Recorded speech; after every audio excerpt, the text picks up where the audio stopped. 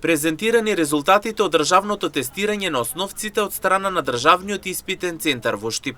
Според тестирањето во 2024 година имало тестирани околу 2600 ученици за да се утврди каде денес треба да се подобри наставата.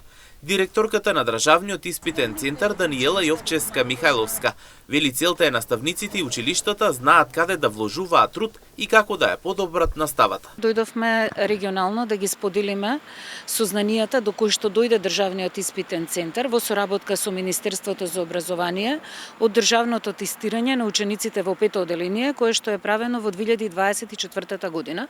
Во 2025 година во декември ние имавме извештај од државното тестирање и сега сакаме оние сознанија до кои што ние дојдовме да ги споделиме со наставниците кои што се директни учесници во процесот на образованието на нашите деца. Значи државното тестирање се однесуваше на ученици од пето оделение, тестирани се училишта, примероци се земени од училиштата, значи околу 2600 ученици се тестирани кои што се релевантен примерок за да видиме каде треба да се подобриме и што треба да правиме во иднина.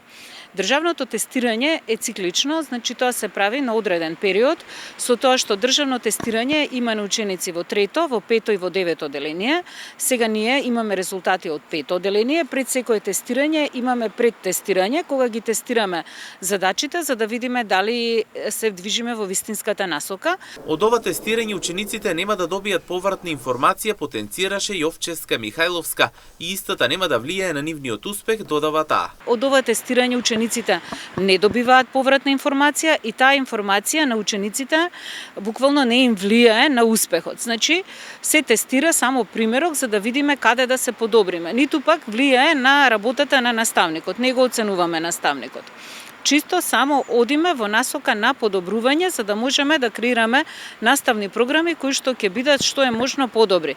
Како што посочи Јовчевска-Михајловска, во моментот има резултати само за петто оделение, кои што ќе бидат споделени со училиштата, а потоа ќе бидат споделени и до учителите и родителите.